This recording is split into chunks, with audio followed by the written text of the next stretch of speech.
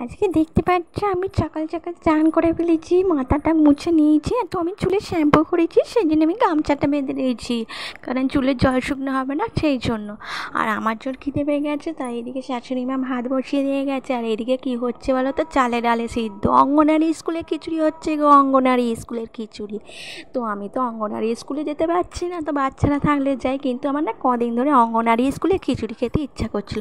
তাই আমি বাড়িতেই চাল ডাল সোয়াবিন দিয়ে সমস্ত কিছু দিয়ে প্রেসারে বসিয়ে সিদ্ধ করে নিয়েছি নুন হলুদ দিয়ে। তো দুধের সাথে আর কি ঘোলে মেটালাম।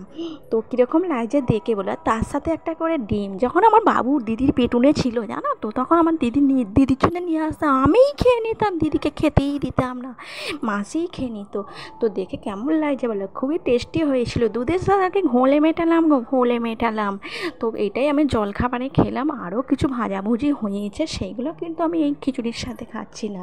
তো তোমাদের কেমন লাগছে দেখে বলো। আর কারা কারা এই অঙ্গনারী স্কুলে খিচুড়ি খেতে যাও সেটাও বলো গো, তাহলে তাড়াতাড়ি চলে এসো আমার কাছে, এখনও রয়েছে অঙ্গনারী স্কুলের খিচুড়ি। তোমরা যদি খাও তোমরা চলে এসো আমার কাছে। আর এত সুন্দর লাগছে দেখে বুঝতেই পারছো, তাই জন্য তোমাদের সাথে একটু শেয়ার করলাম।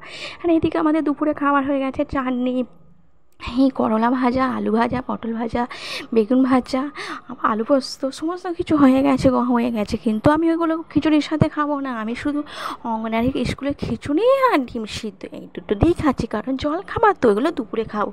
তো তোমাদের কেমন লাগছে ভিডিওটা দেখে বলো, ভালো লাগলে লাইক কমেন্ট আর সাবস্ক্রাইব করো। আর চলে এসো গো, চলে এসো।